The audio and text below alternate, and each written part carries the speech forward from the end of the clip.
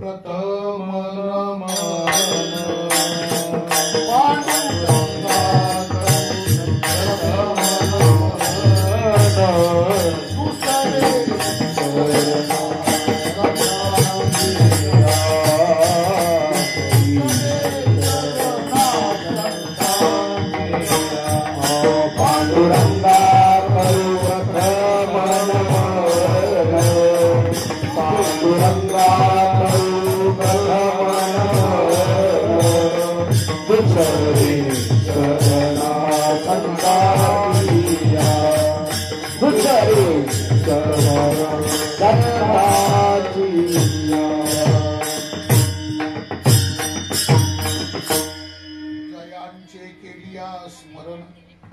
सकळ विद्येचे अधिकरण तेची वंदू श्री चरण श्री गुरूंचे तेचे नमस्कारुणी आता मरणा हाती सुटली काया विचारे या निश्चये नासोनिया गेली खंती सहज स्थिती भोगाची। संत श्रेष्ठ जगद्गुरु श्री तुकाराम महाराजांचा आपल्या पारमार्थिक जीवनाचा अनुभव सांगणारा अत्यंत गोड असा अभंग आहे। विठ्ठला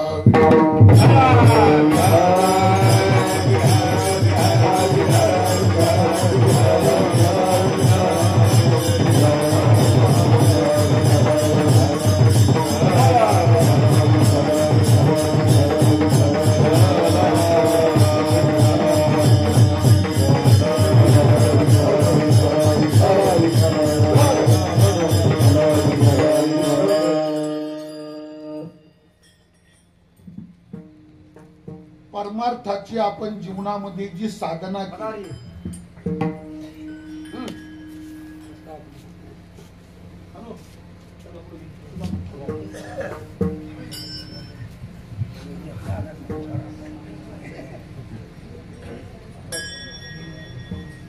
अखंड जीवनभर सबंध आयुष्यामध्ये परमार्थाची आपण जी साधना केली या साधनेतून अनुभूती काय प्राप्त झाली, स्थिती काय प्राप्त झाली, जी स्थिती प्राप्त झाली, जी अवस्था प्राप्त झाली, ज्या अनुभूतीला जीवन पोहोचलं त्या अनुभूतीचा त्या स्थितीचा अनुभव सांगणारा हा जगद्गुरु श्री तुकोबारायांचा अभंग आहे। विठ्ठला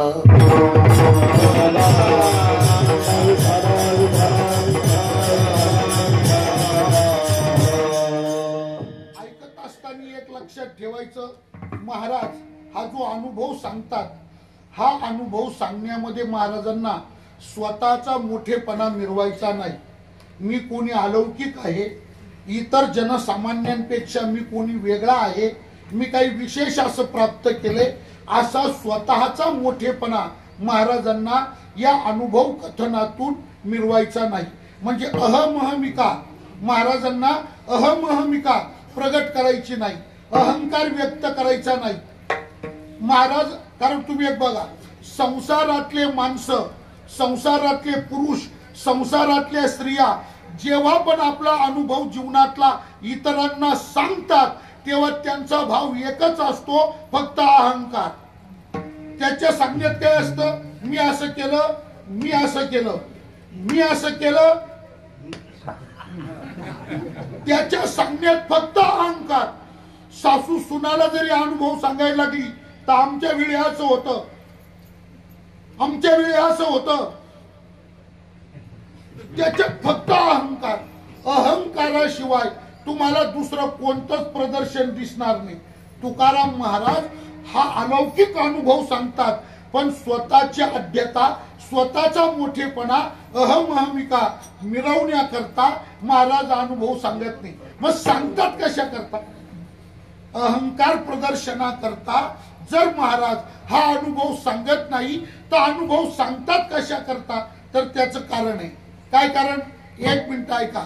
त्याचं कारण उपनिषदांनी असं सांगितलंय का सिद्धाच्या जीवनातले अनुभव, सिद्ध पुरुषाच्या जीवनातले अनुभव हे साधकाच्या जीवनामध्ये मार्गदर्शक ठरत असतात। म्हणून सिद्ध पुरुषांनी आपले अनुभव सांगून ठेवायचे असतात। असं वचन उपनिषदात आहे. उपनिषदामध्ये असं म्हटलंय सिद्धस्य लक्षणानी, ऐका, उपनिषदामध्ये सिद्धस्य लक्षणानी आणि साधकस्य साधनानी, म्हणजे सिद्ध पुरुषाच्या जीवनातली लक्षणं, सिद्ध पुरुषाच्या जीवनातला अनुभव हे साधकाच्या जीवनात मार्गदर्शन ठरतं. म्हणून सिद्ध पुरुषांनी आपले अनुभव सांगून ठेवायचे असतात.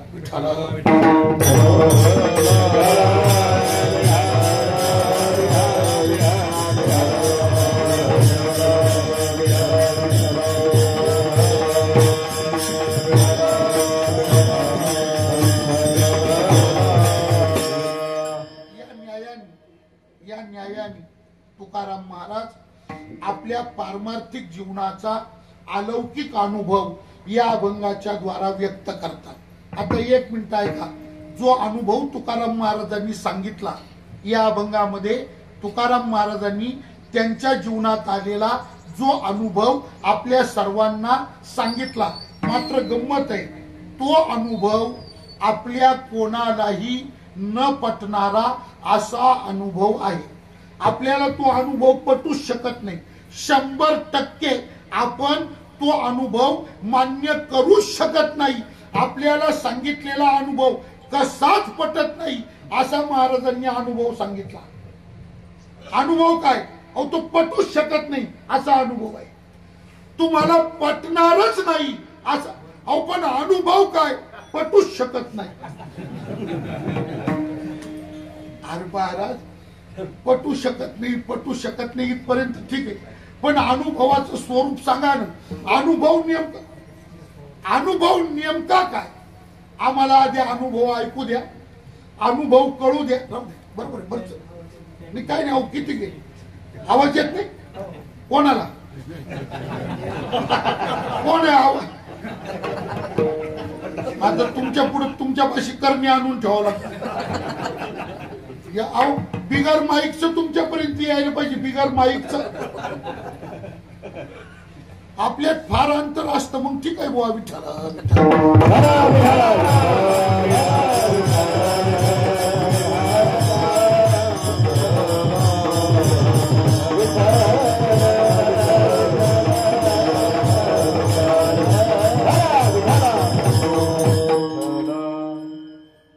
ऐका, लक्ष एका ठिकाणी केंद्रित राहू द्या.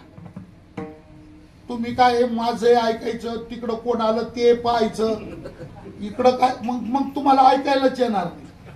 लक्ष केंद्रित राहू द्या, ऐकत राहा. विठ्ठला विठ्ठला. आणि काय असतं तुम्हाला एक सांगतो, ज्याच्या त्याच्या बोलण्याची ना ट्युनिंग असते. ट्युनिंग काय? आता बऱ्याच जणांना माईकच्या एकदम जवळून बोलायची सवय असते. आमची जन्मजात अशी सवय, आम्हाला माईकचा मुका घ्यायची सवयच नाही. अंतरात बोलायची सवय असू द्या, तरी पण तुम्हाला ऐकायला यायलाच पाहिजे. न यायचं काही कारण नाही. आता लक्ष राहू द्या. आपण कुठपर्यंत आलोय त्याचं चिंतन लक्षात राहू द्या.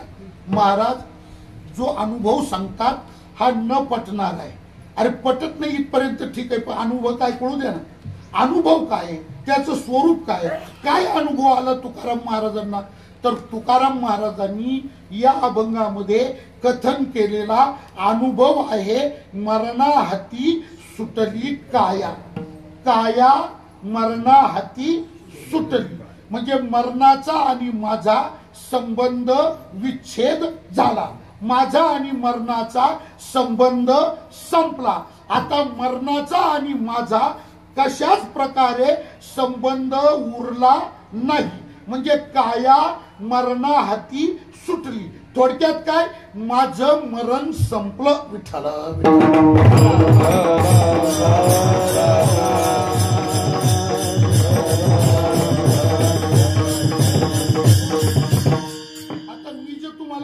पटू शकत नाही. तुम्हाला एक मिनिट सांगा, आजपर्यंत एवढं आयुष्य आपण जगलो, कोणाचं वय 40 असेल, कोणाचं 45 असेल, कोणी 50च्या असतील, कोणी 60च्या असतील, कोणी 70च्या असतील, कोणी 75च्या असतील, कोणी 80च्या असतील. तुमचं किती आहे काका? 77 आहे. 80 पर्यंत आहेच ना ते. मग आता एक मिनिट सांगा, 77 वर्षापर्यंत आपण जे जीवन जगलो, या 77 वर्षामध्ये आतापर्यंत तुम्ही मेलेले माणसं पाहिले का अमर झालेले माणसं पाहिले? प्रत्येकाच्या जीवनात अनुभव मरणाचा आहे का अमरत्वाचा आहे? अरे तुमच्या माझ्या आपल्या प्रत्येकाच्या जीवनात अनुभव आहे मरणाचा. आपण आतापर्यंत फक्त मेलेलेच माणसं पाहिले, अमर झालेला कुणी पाहिला का? अमरत्वाचा अनुभव आतापर्यंत कोणाच्या पदरात आहे का? आपण एकच अनुभवलं, जो जन्माला आला, प्रारब्धवशात जगला, आयुष्य संपलं म्हणजे मेला. विठ्ठला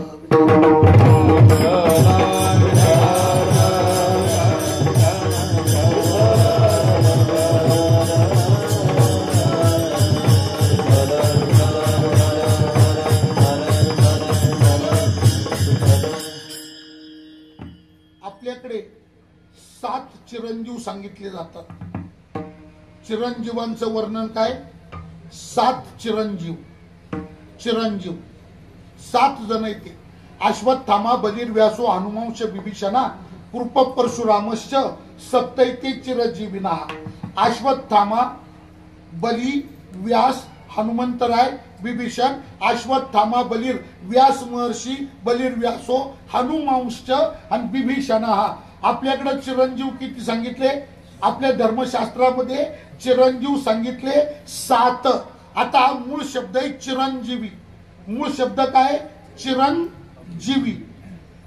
संस्कृतचा शब्द आहे तो, काही मराठीतला शब्द नाही. तो मूळ शब्द आहे चिरंजीवी.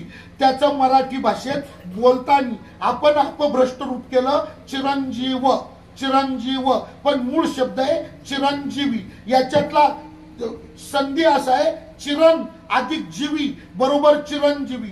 चिरण अधिक जीवी, याच्यातला चिरण हा शब्द वेगळा आणि जीवी हा शब्द वेगळा. त्याच्यातला चिरण हा जो शब्द आहे, चिरण म्हणजे काय? चिरण शब्दाचा नेमका अर्थ काय? आता शब्द तर आपण काय म्हणतो, शब्द तर सगळ्यांच्या तोंडात भिजू घाल. चिरंजीव, चिरंजीव. चिरण म्हणजे काय? तर चिरण या शब्दाचा अर्थ आहे, चिरण म्हणजे दीर्घ. चिरण म्हणजे दीर्घ आणि जीवी म्हणजे जिवंत राहणारा, दीर्घ काळापर्यंत जिवंत राहणारा जो, त्याला म्हणतात चिरंजीवी. मग एक मिनिट ऐका हो, काय? चिरंजीवी झाला. चिरंजीवी झाला म्हणजे अमर नाही झाला. अमर शब्द वेगळा आणि चिरंजीवी शब्द वेगळा. अमर होणं वेगळं आणि चिरंजीवी चिरंजीव झाला म्हणजे काय झालं? चिरंजीवी झाला म्हणजे त्याचं मरण लांबणीवर पडलं. मरण लांबणीवर पडलं, त्याला मुदतवाढ मिळाली. आत्ताच मरायचा होता तो, नंतर कधीतरी मरणार म्हणजे काय झालं? त्याला मुदतवाढ झाली, तो चिरंजीवी झाला, दीर्घजीवी झाला. पण चिरंजीवी झाला याचा अर्थ अमर झाला असं मात्र नाही.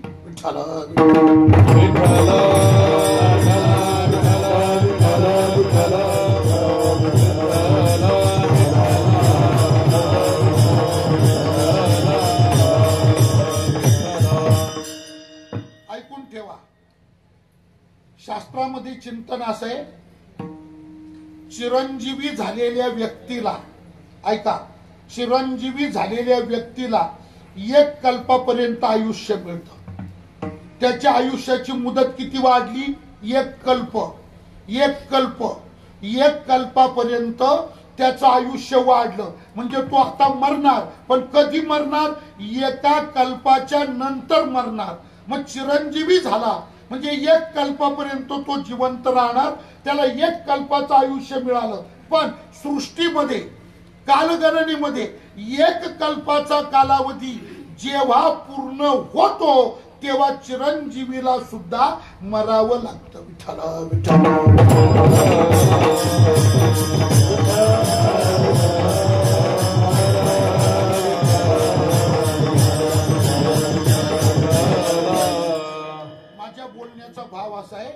का इथे अनुभव फक्त एकच आहे, मरण मरण आणि मरण.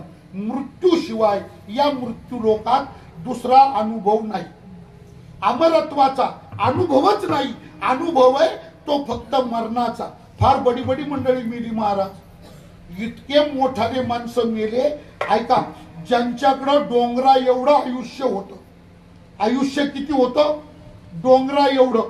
ज्यांच्या आयुष्याचा निश्चित आकडा बेरीज करून सांगताच येत नाही, एवढाला आयुष्य ज्यांना होतं, पण परिणाम त्यांना सुद्धा मरावं लागलं.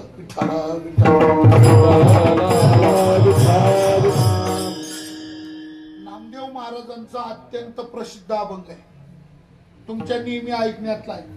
नामदेव महाराजांचा फार प्रसिद्ध अभंग आहे. त्या अभंगामध्ये नामदेव महाराज आपल्या मनाला उपदेश करतात. मनाला नामदेव महाराज झोपणे येत ना. नामदेव महाराजांनी त्या अभंगामध्ये मनाला उपदेश केलेला आहे. जागे येते. काय होतं, काही माणसांना डोळे झाकून ऐकायची सवय राहते, त्याच्यामुळे तिथं आमचा कधी कधी घोटाळा होतो. आणि तसं आता हा तर काही सकाळचा टाइम म्हणजे झोपायचा टाइमच नाही हा. आणि तुम्हाला खरं सांगू, याही टायमाला जर कीर्तनात माणसं झोपायला लागले तर मग आपल्या पुढे प्रश्न असा आहे की यांच्या भेनं कीर्तन करावं तरी किती वाजतं मग. असं होईल. विठ्ठल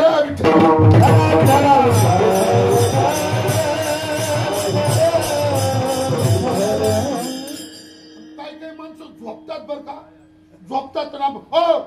काय तू? तो म्हटलं महाराज झोपलो नाही, मग मनन करतो. डोळे झाकून काय करतो? मनन करतो. अरे बापड्या, मनन करतो, पण मनन ही क्रिया कधी असते? मनन ही क्रिया कधीची? आधी श्रवण, आधी श्रवण आणि नंतर मनन. विचार सागरामध्ये क्रम काय सांगितला होता त्याचा? श्रवण, मनन, चिंतन, निधिध्यासन, अनुकरण, अनुभूती. क्रम काय विचार सागरात? श्रवण, मनन, चिंतन, निधिध्यासन, अनुकरण, अनुभूती. मग आता याच्यात मनन कधी आलं? आधी श्रवण आणि नंतर मनन. आता तुम्ही ऐकायच्याच टायमाला डोळे झाकून घेतले, मनन कशाचं करतं? कीर्तनकाराच्या डोंबल्याचं. मनन करतं कशाचं? हे बघा, जनावर रवंथ करत, गाय म्हैस बैल जनावर रवंथ करतात, पण कधी? आधी चरतात, मग रवंथ कर. चरलाच नाही, रवंथ कशाचा? डोंबल्याचा. असू द्या. चला,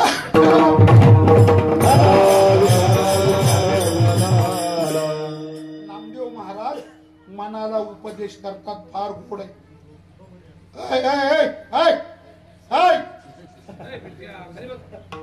येऊ का तिकडे? अरे हा, येऊ का धरून आणि पोत गाडीतून.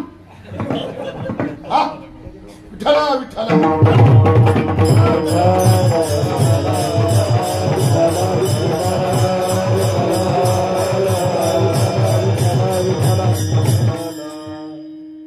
नामदेव महाराज मनाला उपदेश करतात. फार गोड आहे. ऐका, नामदेवराय म्हटले, अरे मना शोक करीशी किती, हे तव वायाची धन संपत्ती, आयुष्य भविष्य नाही तुझ्या हाती, हे तव अवघे अंती जायचं रे. अरे मना शोक करीशी किती. आणि आता तिथं कोणाकोणाला किती आयुष्य होतं त्याची यादी सांगितली बर का. किती बडी बडी मंडळी गेली. पहिली यादी, पहिलं आयुष्य सांगितलंय बघा. पहिलं आयुष्य सांगितलंय हिरण्यकश्यपूचं. आयुष्य सांगितलं कोणाचं? हिरण्यकश्यपूचं. किती आयुष्य होतं हिरण्यकश्यपूला? तर मी आकडा सांगतो, तुम्ही ऐका, सावध चित्ताने ऐका. सावधान, सावधान, सावध. Ready, ready, okay. करू सुरू आकडा सांगायला. पुन्हा विचारल्यावर आकडा सांगता आला पाहिजे तुम्हाला. रेडी, करू सुरू. हा, ऐका. हिरण्यकश्यपूला इतकं आयुष्य होतं. किती? 1 अर्बुद 60 कोटी 30,10,700 वर्ष 9 महिने.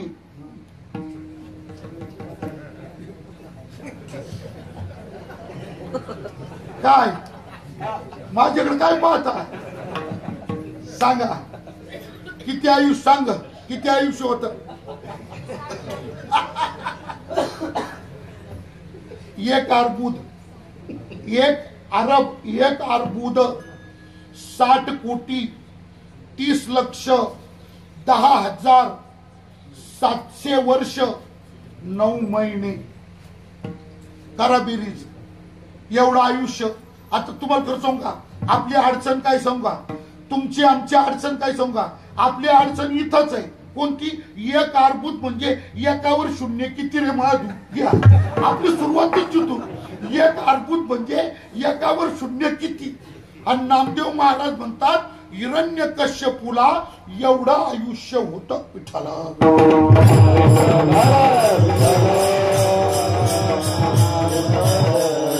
एका अर्बुदासाठी कोटी देखा, एका अर्बुदासाठी कोटी देखा.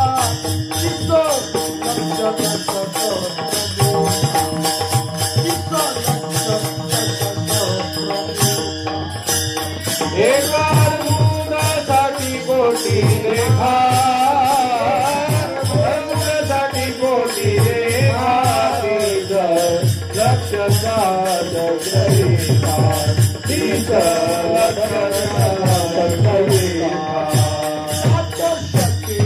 नवमास मापा,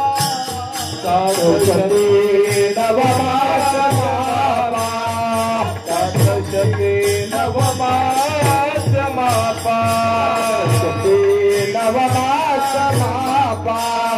या हिरण्यकश्यपाय झाले, या हिरण्यकश्यपाय झाले, हिरण्यकश्यपाय झाले, हिरण्यकश्यपाय झाले. मला करीती किती, अरे मला करीती किती. तव वायाची गण संपत्ती, तव वायाची गण संपत्ती. अरे माझे करीते, अरे मला करीते, तव वायाची संपत्ती, तव वायाची संपत्ती. आकडा सांगितलंय ऐका. हिरण्यकश्यपूचं आयुष्य सांगितलं. एका अर्बुदासाठी कोटी देखा, 30,10,700 लेखा.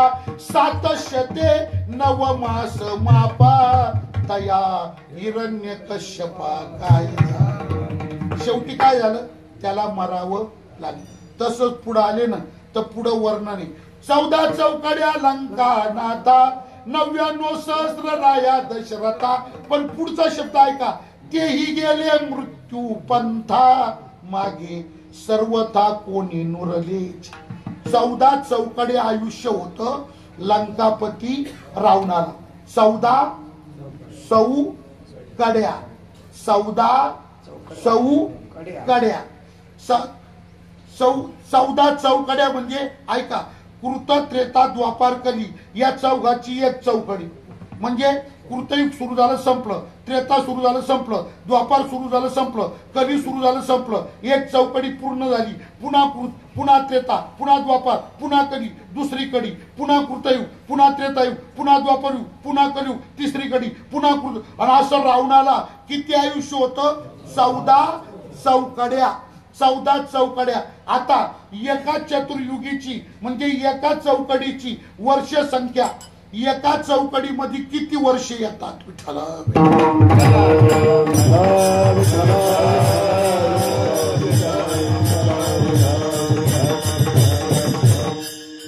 43,20,000 वर्ष एका चौकडीची वर्ष संख्या आहे.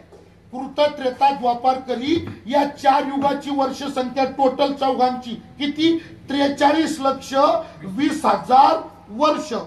काढा कॅल्क्युलेटर, दाबा बटन. काय? 43,20,000 गुणिले 14 43,20,000 गुणिले 14 सांगा आकडा काय आलं उत्तर. आणि एवढं आयुष्य होतं लंकापती रावणाला. पण शेवटी काय झालं इथं लक्ष द्यायचं. तेही गेले मृत्यूपंथा, त्याला सुद्धा मरावं लागलं. 99,000 वर्ष आयुष्य होतं राजा दशरथाला. पण काय झालं तेही गेले मृत्यूपंथा. त्याच्या पुढे आले तर पुढं तर अवघडच आहे बुवा. पुढं काय पुढं असं वर्णन आहे बघा विठ्ठला.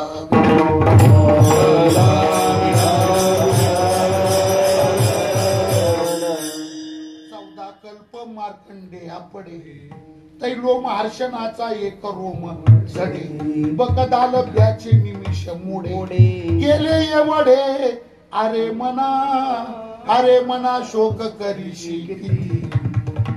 14 कल्प आयुष्य होतं कोणाला मार्कंडेय ऋषीला. 14 कल्प आयुष्य मार्कंडेय ऋषीला. 14 कल्प.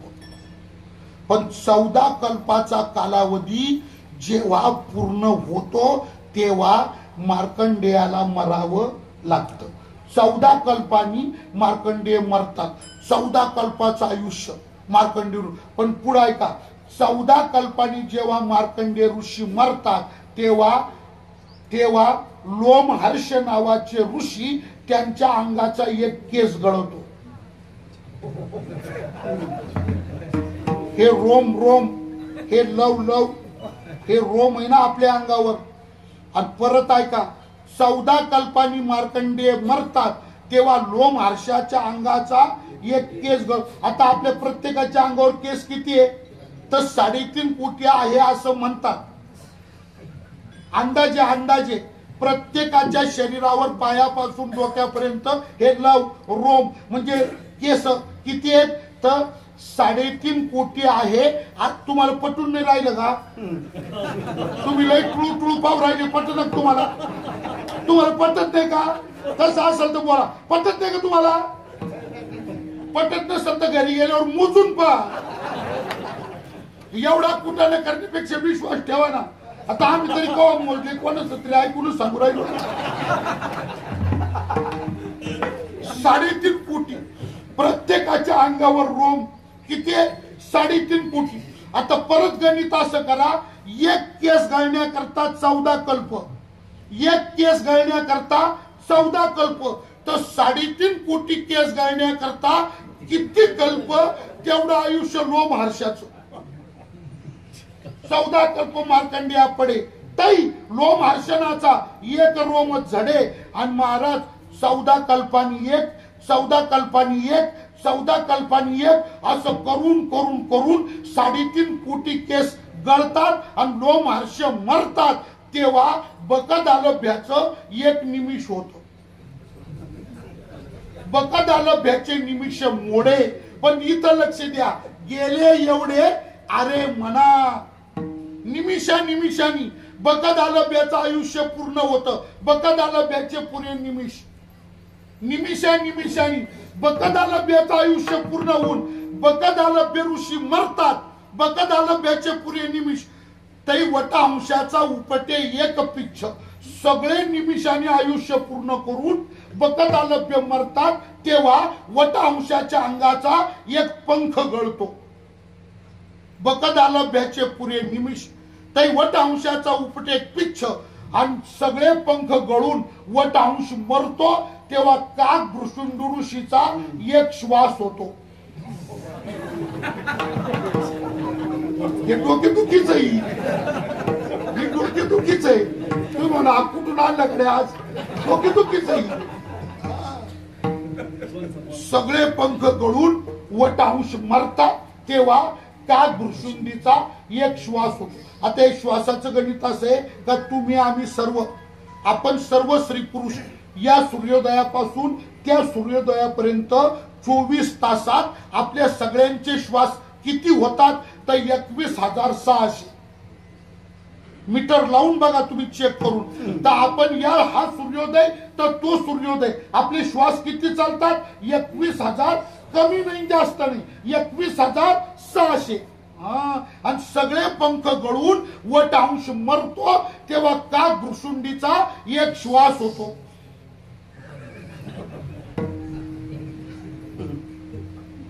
आणि श्वासाश्वासाने आयुष्य पूर्ण करून का भ्रुशुंडी जेव्हा मरतात तेव्हा कुर्माचा एक दिवस होतो. एवढं आयुष्य आहे महाराज.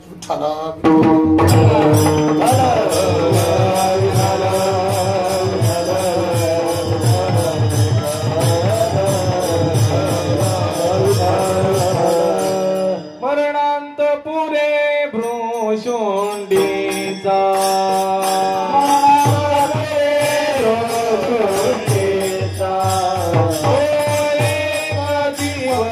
कुर्माचा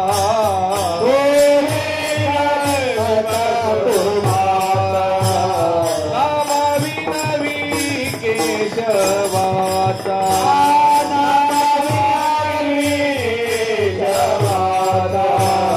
वेगी विठोबाचा पंथ धरा वेगी विठोबाचा पंथ धरा वेगी विठोबाचा पंथ धरा वेगी विठोबाचा धरा अरे माझो कबरीची गीते अरे माझो कबरीची गीते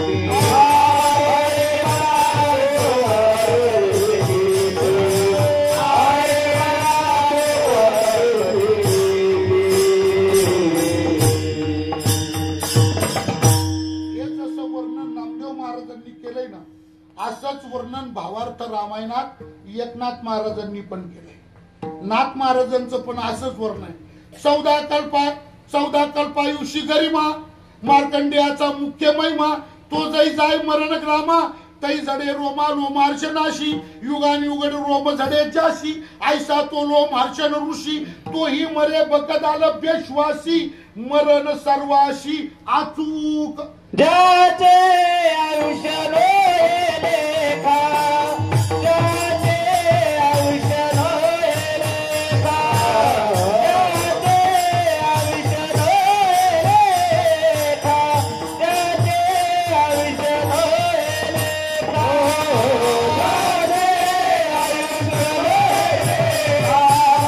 ज्याचे आयुष्य लेखा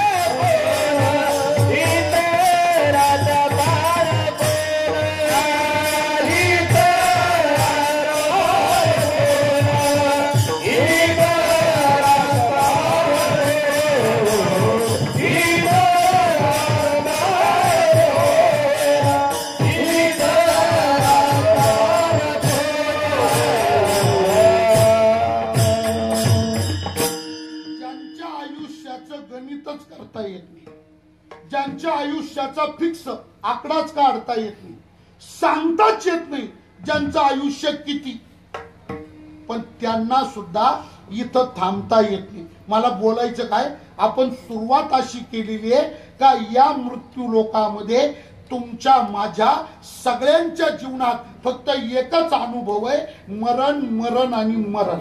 अमरपणाचा अनुभव आपल्या कोणाकडे नाही. इथं मरण हीच घटना सत्य आहे, बाकी अमरपणाचा अनुभव नाही. महाराज जाऊ द्या, याच्यापेक्षा शेवटचा मुद्दा असा आहे बघा, काय देवादिकाचे जे अवतार झाले त्या अवताराला सुद्धा या मृत्यू लोकाच्या नियमाला अपवाद ठरता आलेलं नाही. देवादिकाच्या अवतारांना सुद्धा अपवाद बनता आलं का? ज्या ईश्वराने पंचभौतिक देह धारण केला तर त्याला सुद्धा सृष्टीच्या नियमाचं पालन करावं लागलं. हा फक्त काय तुम्हाला एक सांगतो, काय मोठ्यांच्या बाबतीमध्ये उद्धटपणाने बोलता येत नाही. मोठ्यांच्या बाबतीत उद्धटपणाने बोलता येत नाही. भाषा जरा आदबीची वापरावी लागते. मोठ्यांच्या बाबतीत उद्दामपणा करता येत नाही. भाषा थोडी सौम्य वापरावी लागते. आणि म्हणून आपल्याला असं म्हणावं लागतं. काय म्हणावं लागतं? प्रभू रामचंद्र निजधामाला गेले. मोठ्यांच्या बाबत जपून बोलावं लागतं. विठ्ठल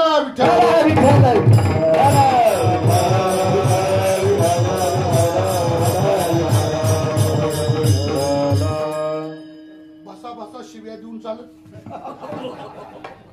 जपून बोला. मोठ्यांच्या बाबत जपून बोलावं लागतं. उद्धटपणाची भाषा आदब धरावी लागते. आदब म्हणून आपल्याला म्हणावं काय लागतं? प्रभू रामचंद्र निजधामाला गेले. भगवान श्रीकृष्ण निजधामाला गेले आणि पांडुरंगिरी मेले.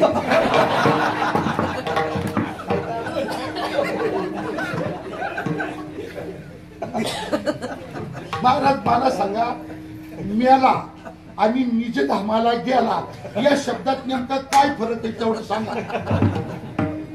मेला आणि फक्त काय ते मोठे आहे ना म्हणून मेला असं उद्धटपणा नाही करायचा. आदब धरायचे. आदब मोठ्यांच्या बाबतीत तसं आम्ही नेहमी सांगतो बघा. काय गरीबाच्या घरात एखादं बोळसर असलं ना तर सगळा गाव येडे ठार येडे बावळते येडे. आणि श्रीमंत जागीरदार कोट्याधीश त्याच्या घरात एखादा ठार येडा असला त्याला कोणी येडं म्हणत नाही. मग रावसाहेबांचा स्वभाव भोळा आहे. भोळा म्हणजे बावळाच. अर्थ तोच. फक्त बाबूराव जागीरदार आहे ना म्हणून अर्थ तोच. रस्त्याने चालतानी केळाच्या सालपटावर पाय पडला, घसरून एखादा पडला तो सगळा गाव निब्बर आपटला. दणकन आपटला, रपकन आपटला, सक्कन आपटला, डांगरावाने आपटला, मुळीवाने आपटला. सगळा गाव आपटला. आणि जागीरदार कोट्याधीशाचा घरचा धावत्या घोड्यावरून दणकन आपटला. कोणी आपटलं म्हणत नाही. मग रावसाहेब घोड्यावरून सटकला म्हणजे आपटला. अर्थ तोच. तसं प्रभू रामचंद्र निजधामाला गेले.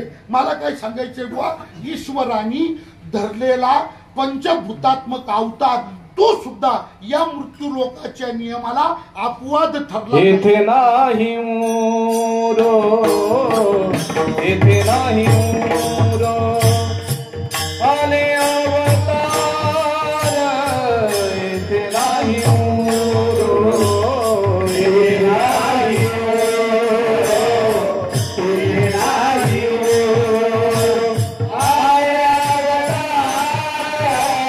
येथे नाही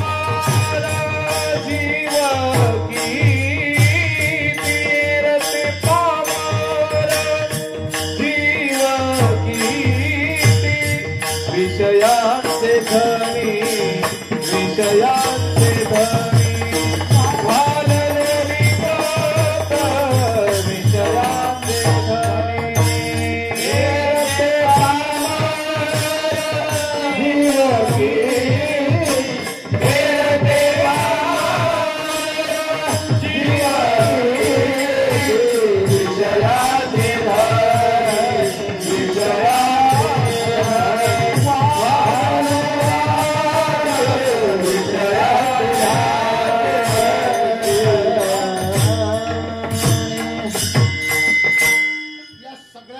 बोलण्याचा परामर्श इतकाच आहे का मृत्यू लोकामध्ये एकच अनुभव आहे, तो म्हणजे मृत्यू.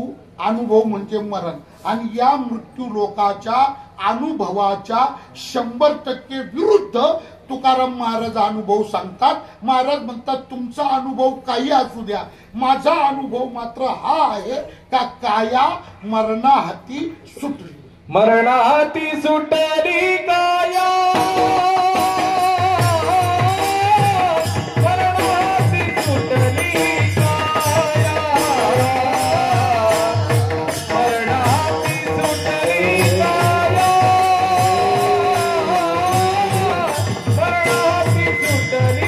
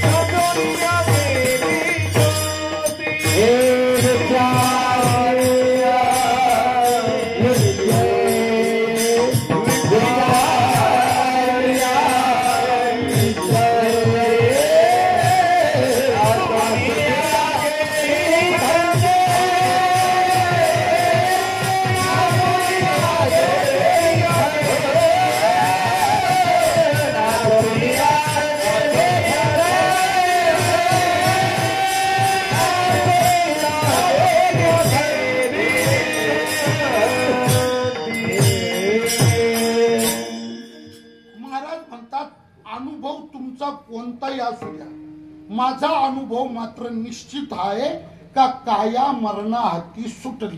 माझं मरण संपलं, मरणाहाती सुटली. पण तुकोबारायला बुद्धिवाद्यांनी सांगितलं महाराज आमचा एकंदर जगाचा अनुभव पाहता तुम्ही जे सांगता हे आमच्या बुद्धीला पटत नाही. मरणाहाती सुटली काया हे तुमचं बोलणं आमच्या बुद्धीला कसंच पटत नाही.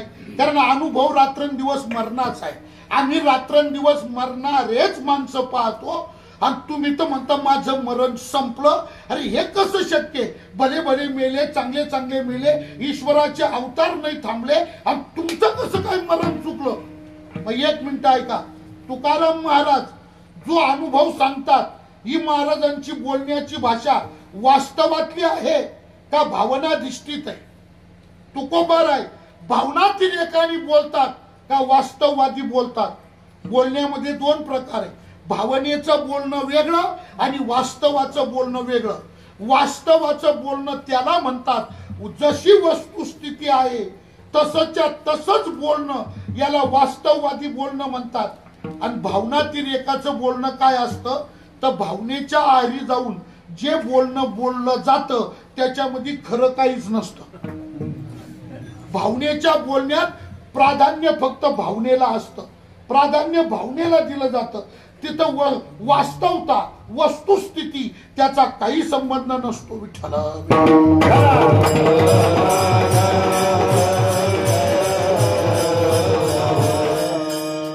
बोलण्यासारखं नसलं तरी भावनातील एकामध्ये ते बोललं जातं. भावनेचं बोलणं वेगळं. एक सुभाषित कसं आहे बघा, काय एका सुभाषितात असं वर्णन आहे, उष्ट्राणांचे गृहे लग्न गर्दभ शांती पाठका परस्पर प्रशंसंती आहो रूपम हो दोरी. उंटाच्या घरी लग्न ठरलं, उंटाच्या मुलीचं. वराड आलं, लग्न मंडप भरला, सगळी मंडळी बसली, हातपाय धुतले, मानपान मोडले, आमचं चहा पाणी झालं, फराळ बिराळ झालं, सगळं आटोपलं. आणि आता लग्नाची घटिका जवळ आली. नवरदेव त्या परण्या निघाला, मारुतीला गेला, दर्शन करून आला. त्या नात्याबाईंनी नवरदेव ओवाळला, नवरदेवाचे मामा नवरदेवाला घेऊन, नवरीचे मामा नवरीला घेऊन आले, आंतरपाठ धरला. आणि नेमका आता लग्नाची घटिका सेकंदानी जवळ आली आणि नेमका योग असा ब्राह्मणच नाही. आता टेन्शन आलं कोणाला? वधू पित्याला, म्हणजे उंटाला आलं टेन्शन. आता काय करायचं, काय करावं म्हणून तो उंट मंडपाच्या बाहेर असा रस्त्याला गेला. काय पर्याय शोधावा, आता ब्राह्मण तर मिळत नाही. मग त्याला एका कुपाटीला गाढव चरताना दिसले आणि त्या उंटाच्या जीवात जीव आला.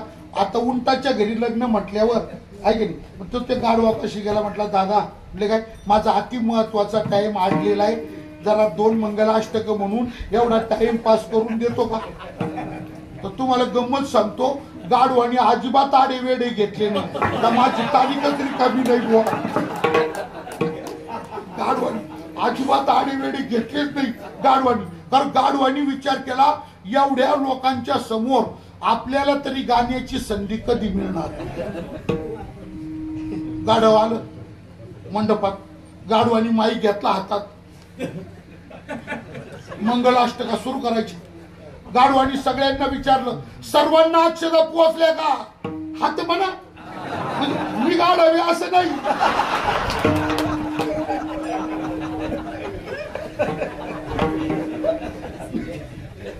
मी गाढव असं नाही, फक्त ते नसल्यामुळं मी त्याच्या भूमिकेत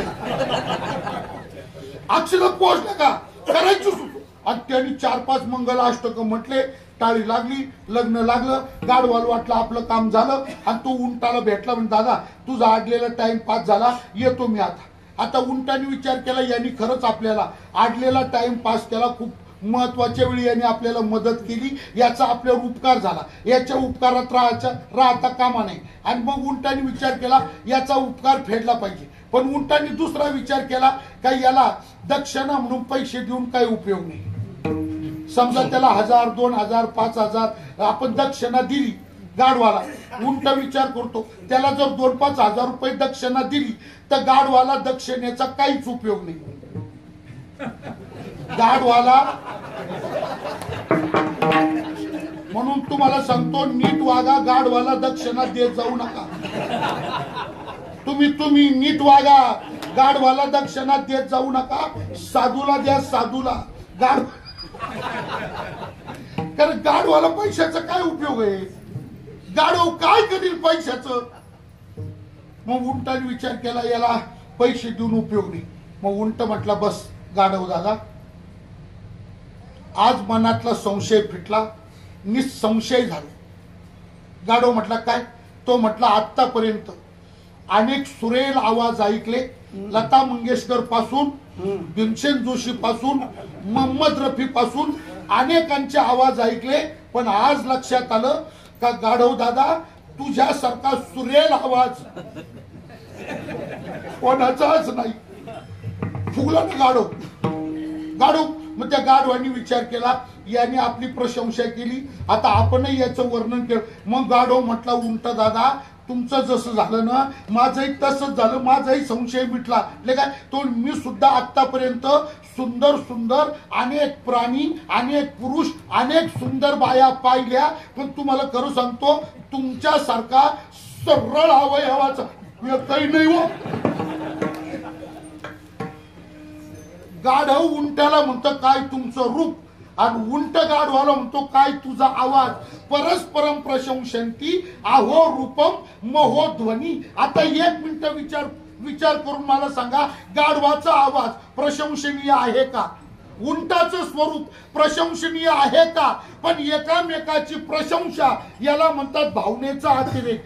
भावनातिरेकामध्ये जे बोलण्यासारखं नसतं ते बोललं जातं, आणि वास्तवाचं बोलणं तसं नाही. वास्तवामध्ये जे बोललं जातं ते वस्तुस्थिती जन्य असतं. वस्तुस्थिती जशी आहे तसंच्या तसं बोलणं याला वास्तववादी बोलणं म्हणतात. मग जगाचा अनुभव पाहिला तर रात्रंदिवस मरण, आणि तुकाराम महाराज म्हणतात, माझं तर मरण संपलं, मरणा हाती सुटली काया. मग तुकाराम महाराज बोलतात, हे वास्तवात बोलतात का भावनातिरेकाने बोलतात.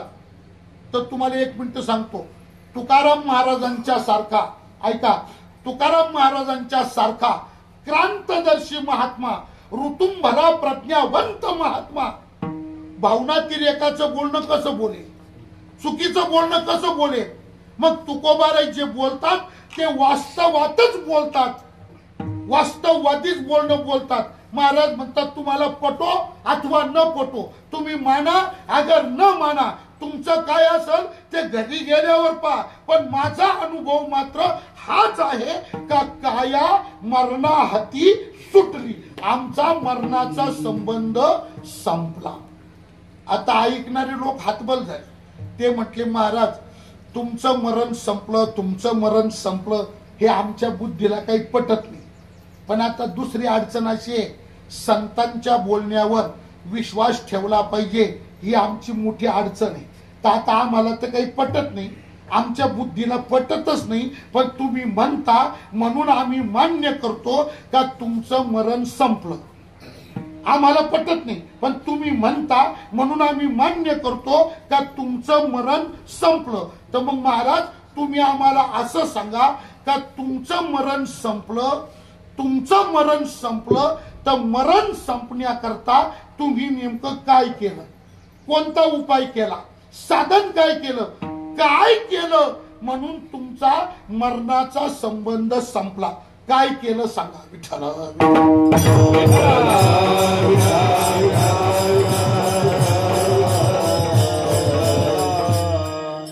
महाराज म्हणतात याच्यामुळं मरण संपलं. ऐका ना, काय केलं मरण संपण्याकरता, कशाने मरण संपतं, साधन काय केलं, उपाय काय केला. महाराज म्हणतात याच्यामुळं आमचं मरण संपलं. अरे कशामुळं संपलं, महाराजांनी ज्याच्यामुळं संपलं त्याचा निर्देश केला. विठ्ठल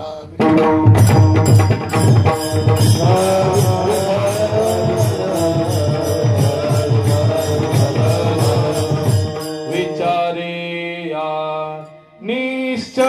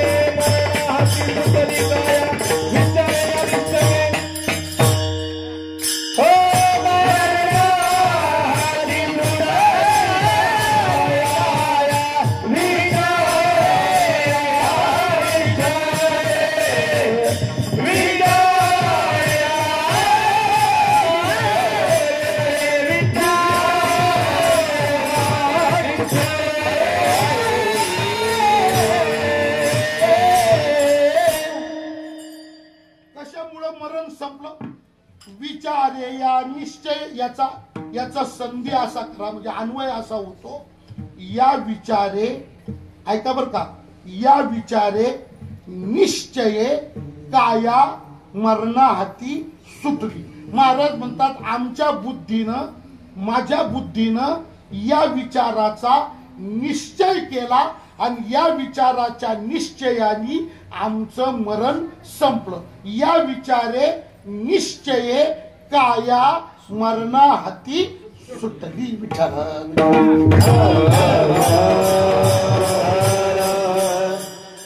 कशामुळं सुटली, कशामुळं सुटली, विचाराच्या निश्चयामुळं.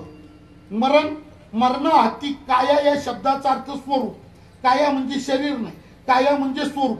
कशामुळं सुटलं, कशामुळं सुटलं तर विचाराचा निश्चय झाला आणि विचाराच्या निश्चयाने असा कोणता विचार आहे हा, असा विचार कोणता आहे का ज्या विचाराचा निश्चय मरणाचा संबंध संपवतो, मरणच कायमचं संपवतो, असा हा विचार नेमका कोणता आहे. विठ्ठल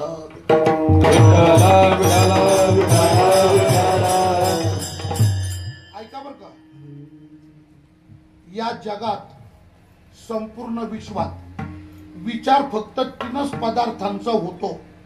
विचारामध्ये चौथा पदार्थ नाही.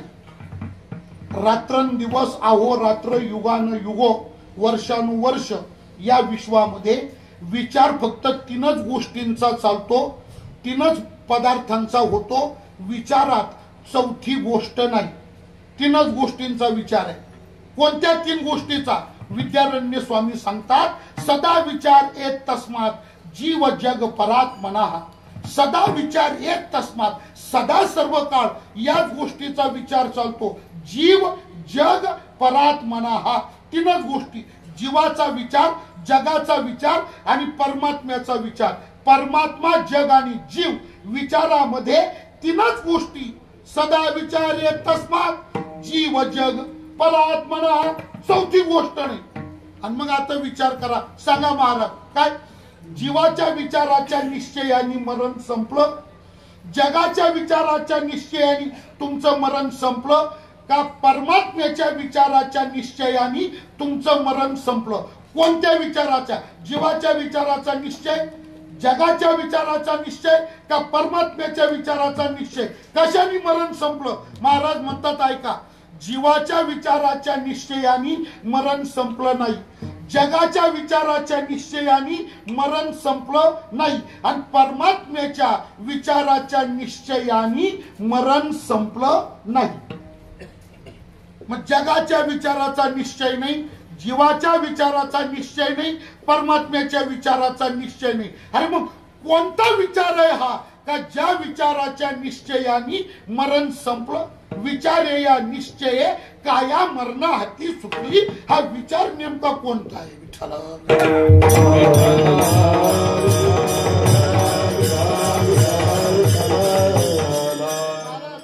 हा विचार जीवाचा नाही, हा विचार जगाचा नाही, हा विचार परमात्म्याचा नाही. कोणता विचार आहे? या विचाराचं नाव आहे आत्मबोध. नाव काय या विचाराचं? आत्मबोध. आत्मबोध नावाचा विचार, स्वस्वरूपाचं यथार्थ ज्ञान, स्वस्वरूपाचं यथार्थ ज्ञान, त्या स्वस्वरूपाच्या यथार्थ ज्ञानाचं नाव आहे आत्मबोध. आणि या आत्मबोध नावाच्या विचाराचा माझ्या बुद्धीनं निश्चय केला आणि या विचाराच्या निश्चयाने माझं मरण संपलं. या विचारे निश्चये काय म्हणून विचाराला या हे सर्वनाम वापरलंय ना, तिथं दुसरा कोणताही विचार नाही. या विचारे निश्चय काया मरणा हाती सुटली. कोणता विचार? या विचारे म्हणजे आत्मबोध नावाचा विचार. प्रश्न असा येतो का हा विचार कुठं मिळतो? हा विचार कोण देतो? देतो तर कधी देतो? कोणाला देतो? असे प्रश्न आहेत त्याच्यात. तर एक मिनिट ऐका, याचे उत्तर असे, हा विचार फक्त परमात्मा देतो. हा विचार परमात्म्याकडेच मिळतो, दुसरा कोणाकडे मिळत नाही. हा विचार परमात्मा देतो. बर, कोणाला देतो? तो फक्त त्याच्या भक्तालाच देतो, दुसरं कोणाला देत नाही. परमात्मा देतो हा विचार तर त्याच्या भक्तांनाच देतो, दुसरं कोणाला देत नाही. आणि कधी देतो? तर त्या भक्ताच्या अंतकाळाच्या वेळी देतो. विठ्ठल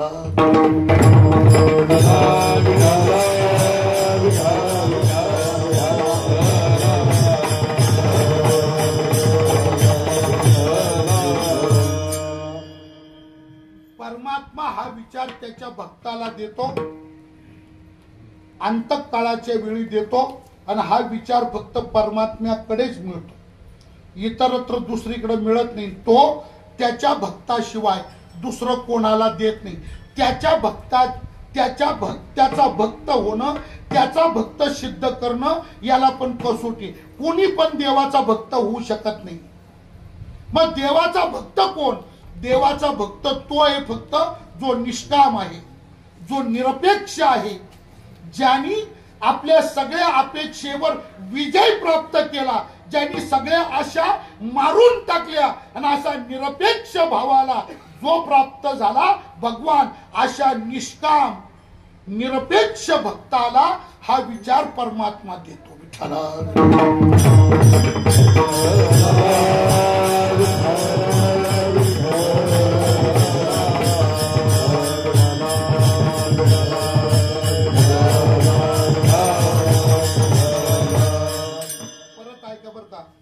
परमार्थामध्ये सर्वात महत्वाचं जर काय तर निरपेक्षता.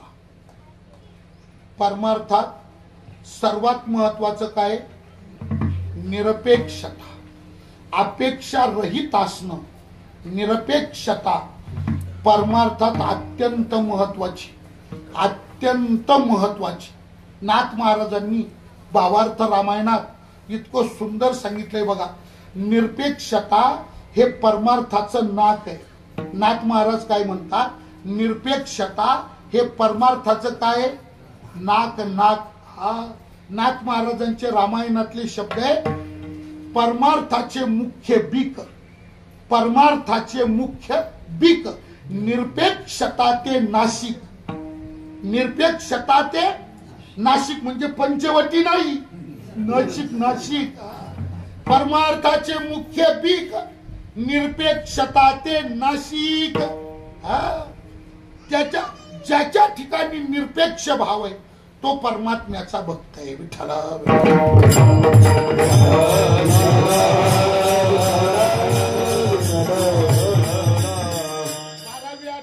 भक्त मालिका, भक्त लक्षणाची जी मालिका सांगितली की नाही त्याच्यामध्ये भगवान म्हटले की नाही, अनपेक्ष सुचिर्दक्ष उदासीनो गतव्यता सर्वारंभ परित्यागी यह मत भक्त सहा मे प्रिय, सहा मे प्रिय, यह मत भक्त. तो माझा भक्त आणि तो मला प्रिय भक्त. कोण? जयाचे ठाई पांडवा, अपेक्षे नाही रिगावा, सुखाशी चढावा जयाची आसने, असा निरपेक्ष. त्या ऐका बर का, काय हिरण्यकश्यपूचं पोट फाडलं आणि नरसिंहानी हिरण्यकश्यपूला मारलं. रक्त बंबाळ, रक्त रक्त असं त्याच्या हिरण्यकश्यपूच्या त्या वाड्याच्या दारातच न हो, त्याच्या वाड्याच्या उंबरेत घेतला, मांडीवर फाडला तो रक्त. आणि देवाने काय केलं, त्याचं लहान आतडं मोठं आतडं दोन्ही बाहेर काढले आणि गळ्यामध्ये अडकवले. देव सुद्धा रक्त बंबाळ झाला, सगळीकडे रक्त. आणि परमात्मा क्रोधायमान झाला. नरसिंह भगवान एकदम क्रोधायमान झाला, तांडव करायला लागला, खूप दान दान दान दान नाचायला लागला. देवाचा राग पाहिला इंद्र ब्रह्मदेवन आमकेन ढमकेन टमकेन सगळे घाबरले. सगळ्यांची पाचावर धारण बसली. कोणीच त्याच्या पुढे जायची हिंमत करीन. काय करावं काय करावं काय करावं, सगळे घाबरले. शेवटी ब्रह्मदेवानी त्याला शांत करण्याकरता काही युक्त्या पण केल्या. एक युक्ती काय केली, वैकुंठात गेले, लक्ष्मीला भेटले, म्हणे आई साहेब तुम्ही जरा चला, ते तुमचे मालक ना लई तापले, लई संतापले, ते काही कोणाला ऐक ना, तर तुम्ही चला, तुम्हाला पाहिल्यावर तरी गार झाले तर होतील बुवा. ब्रह्मदेवाला पाठले, बाकीचे सगळे जसे वाता. आता आपलं काय इकडं हा किती तापू द्या पण समोर ती आली.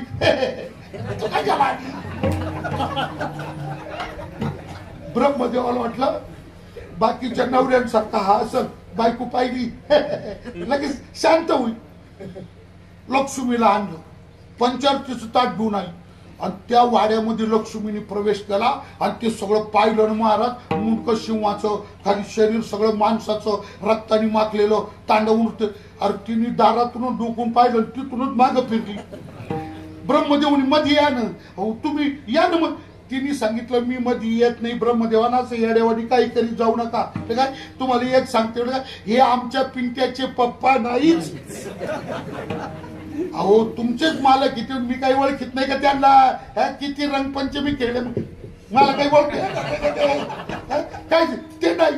लक्ष्मी परत गेली. अहो तू ती म्हणे जरी माझे मालक असले ना, मी घरी आल्यावर पाहिजे तुमचं तुम्ही पहा. ब्रह्मदेवाला प्रश्न पडला, अब क्या किया जाय. तेवढ्या गर्दीत ब्रह्मदेवाला कोण दिसलं, प्रल्हाद दिसला. प्रल्हाद दिसला. प्रल्हादाला हात जोडले ब्रह्मदेवानी, आमची हिंमत नाही भाऊ पुढे जायची, तू जातो का.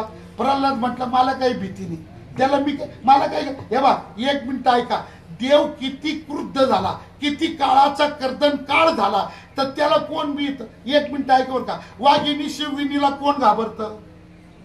वाघिणी शिवविनीला घाबरतील, पण कोण घाबरतील. ससे घाबरतील, कोले घाबरतील, हरण घाबरतील, लांडके घाबरतील, शेळ्या घाबरतील, मेंढ्या घाबरतील, कुत्रे घाबरतील, मांजरे घाबरतील, पण तिचेच बछडे आणि तिला कशाला घाबरतील. ते तिचं तोंड चाटतील, तिची शेपूट वाटतील, तिचं स्तनपान, तिचे बच्चे तिला. तसं भगवान किती क्रुद्ध झाला, त्याला घाबरतील, पण कोण घाबरतील. दानव घाबरतील, राक्षस घाबरतील, पापी घाबरतील, त्याच्या भक्तांना त्याची काय भीती. आम्हाला की सोपा दैत्या आम्हाला की सोपा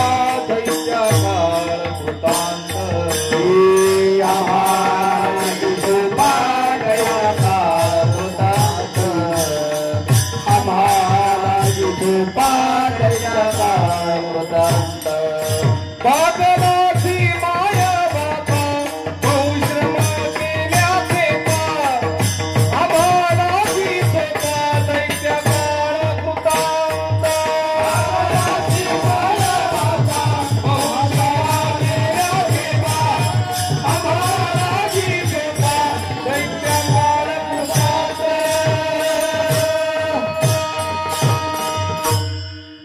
कसाही झाला तरी आम्हाला जी सोपा दैत्या काळ कृतांत प्रल्हाद म्हटला जातो.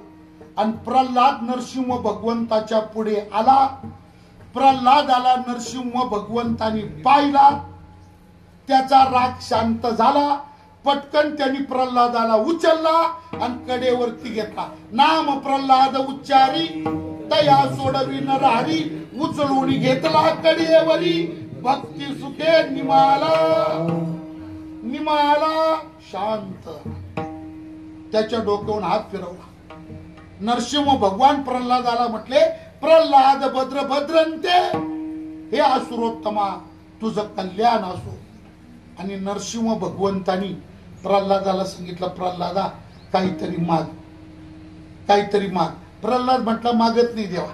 अरे म्हटले, तुला कळत नाही, तू बाल आहे, बाल बुद्धीचा आहे, लहान आहे, तुझी बुद्धी बालिश आहे, तुला कळत नाही, मागावं लागतं बाळा काहीतरी. प्रल्हाद म्हटलं, नाही देवा मला लागत नाही, मी मागत नाही, मागतच नाही मला नको. अरे तुला कळत नाही प्रल्हादा, मागावं लागतं बाळा काहीतरी मागे बाई, तुला कळ. त्वम बालिशा, आता हे भागवतातले शब्द आहे पण या कथेतले नाही, हे दुसऱ्या कथेतले. हा, त्वम बालिशा बालिश मते हे शब्द भागवतातलेच आहे पण या कथेतले नाही. मग कोणत्या कथेतले? ज्यावेळी बळीराजाच्या दारात वामन गेला होता आणि वामन भगवंतानी बळीकडं 2 पायाची भूमी मागितली, तेव्हा त्याच्या त्या बटूरूपाकडे पाहून बळीराजाच्या मुखात व्यासांनी टाकलेला तो शब्द आहे. अरे तो बळीराजा म्हटला, दिसायला लहान आहे आणि बुद्धी तुझी बालिश आहे, अरे 2 पायाची जागा घेऊन करशील काय तू? कमीत कमी 2 बाय 2 तरी मांडी तरी घालून बसता येईल. हा म्हटलं नको. आणि मग बळीराजा म्हणतो वामनाला, त्वम बालिशा हा बालिश मते. तसं नरसिंह म्हटलं, तू लहान आहे, बुद्धी बालिश आहे, तुला कळत नाही, मागाव नकोच म्हटले. अरे मागावं लागतं बाळा, माग नको म्हटले, मागत नाही.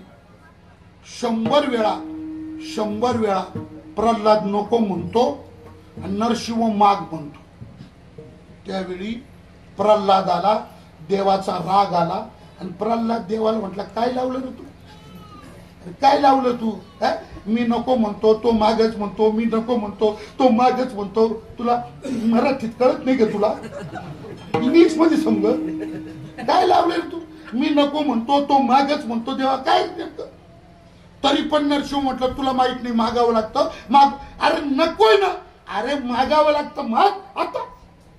शेवटी पुन्हा राग आला प्रल्हादाला. प्रल्हाद म्हटला, एक काम कर, ठीक आहे, लई देणार लागून गेला कर तू, मी नको म्हणतो तो माग, एक काम कर द्या, तुलाच काही लागत असेल तर माझ्याकडे माग. देवाला 40 केलं त्यांनी, तुलाच काही लागत असेल तर माझ्याकडे माग. नरसिंह भगवान प्रल्हादाला म्हटलं, पाय बर का, तू माग म्हटला मी मागणार, तू माग म्हटला मी तुझ्याकडे मागणार, पण आता एक लक्षात ठेव, आधी विचार कर, नीट विचार कर, जे मी मागणार ते तुला द्यावं लागणार. आधी विचार कर, पक्का विचार कर. माणसाने कधी पण शब्द द्यायच्या आधी विचार करायचा. शब्द देऊन विचारात पडायचं नाही, आधी विचार करायचा मग शब्द द्यायचा. शब्द देऊन विचार नाही करीत बसायचा, आधी विचार करायचा. गाथ्यात अभंग काय महाराजांचा, विचारतो वचनाआधी, विचारतो वचनाआधी. कारण वचना फिरे आधम ते जन, नारायण तो नव्हे. विचारतो वचनाआधी, आधी विचार करायचा मग वचन द्यायचं. माईक पुढे आला म्हणजे बस बोलतच नाही राहायचं. याव करेंगे त्याव करेंगे, आयचा करेंगे. 5 वर्षात आपल्याला जमल का? आधी विचार करायचा. विचार बघ प्रल्हाद, तू म्हटला माग, मी मागणार, जे मागितलं ते मागितलं. तो देवाना असं नाही चालणार, बोल अजून विचार कर. प्रल्हाद म्हटला, देतो. अरे देतो, माग, काय मागायचं माग, देतो. बघ हा माग, जे मागशील ते देतो, माग. आणि मग नरसिंहांनी सांगितलं, प्रल्हादा माझी एकच इच्छा आहे, तेवढी तू पूर्ण करावी. माझी एकच इच्छा आहे. बोल ना, काय इच्छा आहे तुझी? प्रल्हाद बोलतो. नरशिंहाने सांगितलं, प्रल्हादा माझी तुझ्याकडे एकच इच्छा आहे का तू माझ्याकडे काहीतरी मागावं, एवढी इच्छा पूर्ण कर. प्रल्हाद विचारात पडला. प्रल्हाद त्याला म्हटला, देवा चतुरा तू शिरोमणी, शब्दात अडकवलं ना तुम्हाला. मी माग म्हटलं तर तू काय मागितलं, मी तुझ्याकडे काहीतरी मागावं एवढी तुझी इच्छा मी पूर्ण करायची. पण तो प्रल्हाद होता, तो म्हटला ठीक आहे देवा, मी मागावं एवढीची इच्छा आहे ना तुझी, मागतो. मागतो म्हटलं. नरशिंहाला इतका आनंद झाला, बोलणं काय देऊ, बोलणं काय देऊ, काय. तो म्हटलं थांब थांब थांब, जरा दमानी घे, मागतो, बोलणं काय देऊ. आणि मग प्रल्हादानी सांगितलं, एकच द्या देवा, काय मरेपर्यंत कोणाकडे काही मागायची इच्छा होऊच नये असं करा. मागणे ते सारे ऐसे करी देवा, मागणे ते सारे ऐसे करी देवा, ऐसे करी देवा, मागणे सारे ऐसे करी देवा, ऐसे करी देवा, मागणे ते सारे ऐसे करी देवा, ऐसे करी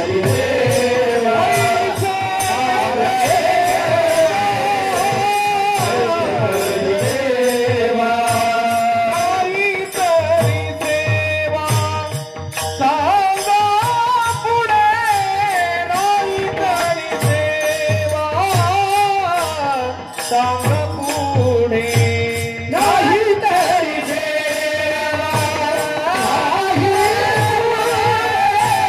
नाही तरी देवा,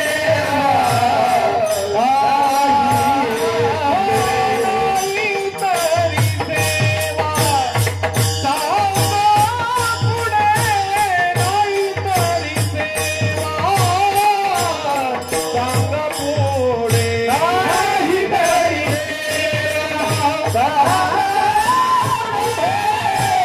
नाही तरी देवा रावे मुडावे तुझ्या वचने, रावे मुडावे तुझ्या वचने, रावे मुडावे तुझ्या वचने,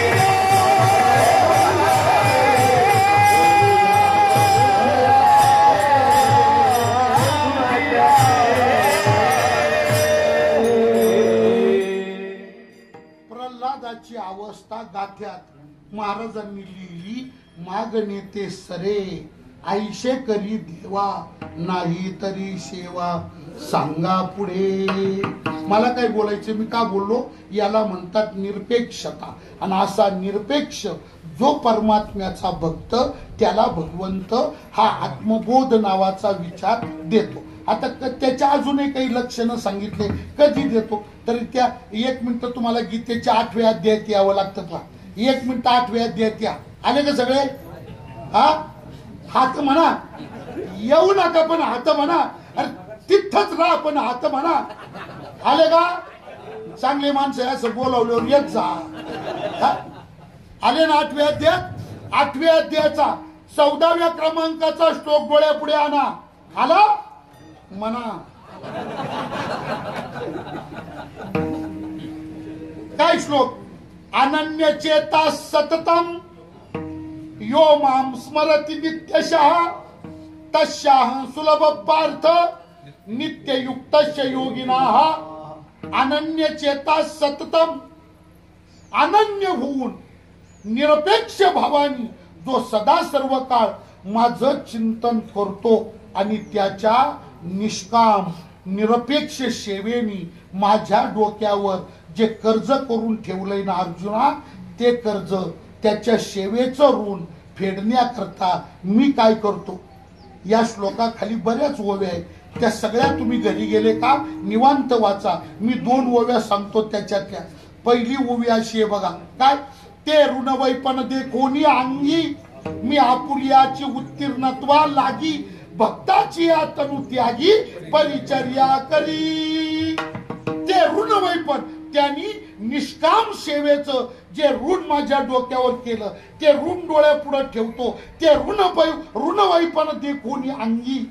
आणि मी काय करतो त्याच्या ऋणातून उतराई व्हावं म्हणून मी आपुलियाची उत्तीर्णत्वा लागी काय करतो त्या भक्ताच्या तनु त्यागाच्या वेळी त्याच्या जवळ येऊन थांबतो आणि त्याची परिचर्या म्हणजे सेवा करतो. भक्ताची या तनु त्यागी परिचर्या करी.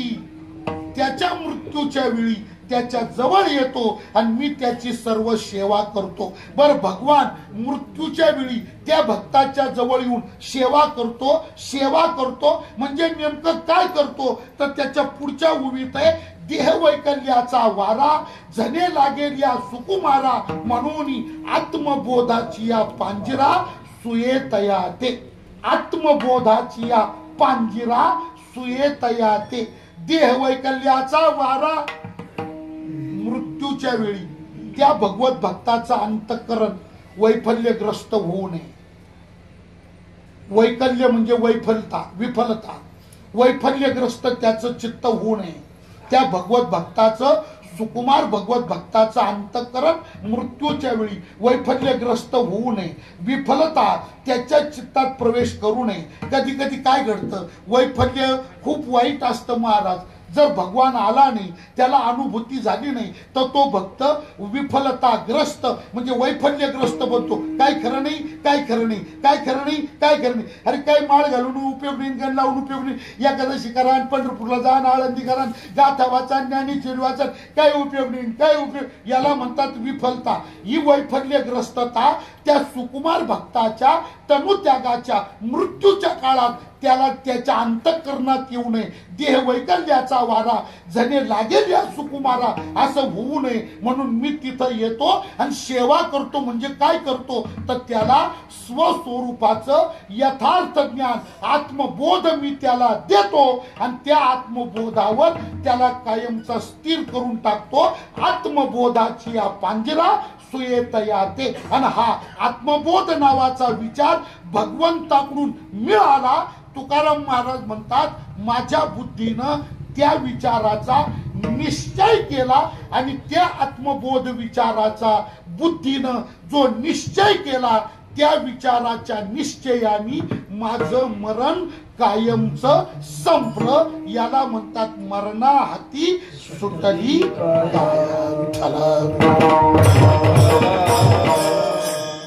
अजून फक्त एक वेळ संपला. एक आहे का काय फळ ज्ञानाला नाही. फळ फक्त ज्ञानाला नाही.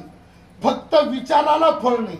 नुसतं ज्ञान अंतःकरणात येणं याला फळ नाही. मग प्राप्त झालेलं ज्ञान प्राप्त झालेला विचार त्याचा बुद्धीनं केलेला निश्चय फळ त्या निश्चयाला आहे. निश्चयाचे बळ तुका म्हणते तुका म्हणते फळ तुका म्हणते फळ निश्चयाचे बळ तुका म्हणते फळ म्हणते फळ तुका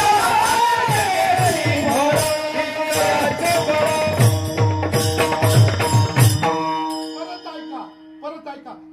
फळ विचाराला नाही. फळ ज्ञानाला नाही. मग फळ कशाला? फळ निश्चयाला आहे. निश्चयाने ब्रह्मरूप भावी आपण इथं निश्चय महत्वाचा. फळ निश्चयाला मिळतं. ज्ञानाला आणि विचाराला फळ नाही. म्हणून महाराज काय एकनाथ महाराज म्हणतात एका जनार्दनी न घ्यावा संशय निश्चयाची होय तुका म्हणे धन वंश ज्ञानराजा तुका म्हणे धन वंश ज्ञानराजा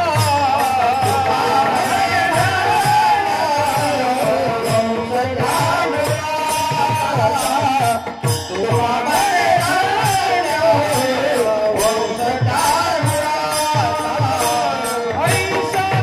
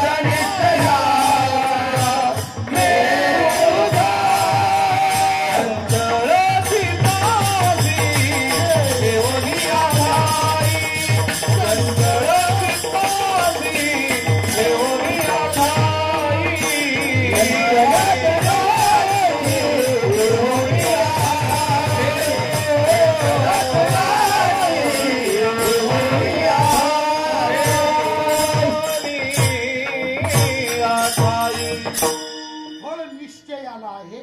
भगवंतानी जो बोध दिला, महाराज म्हणतात माझ्या बुद्धीनं त्या बोध विचाराचा निश्चय केला आणि त्या आत्मबोध विचाराच्या निश्चयाने माझं मरण कायमचं संपलं. म्हणजे मी स्वस्वरूपाच्या ठिकाणी स्थित झालो.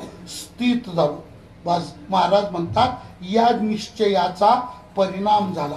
मग विचारे या निश्चये मरणाहती सुतली काय. आता तुमची अवस्था काय, वेळ 12:30 वाजले, आता तुमची अवस्था काय. महाराज आता आमची अवस्था एकच होती. आता काही विचारू, आता कशाची अवस्था कशाचं काय, आता फक्त महाराज तुकोबा विचाराच्या निश्चयाने मरणाचा संबंध संपला. आता काय, आता नासोनिया गेली खंती, सहज स्थिती भोगाची. खंती नासोनिया गेली. खंती म्हणजे चिंता संपली. चिंता काय होती, चिंता एकच होती,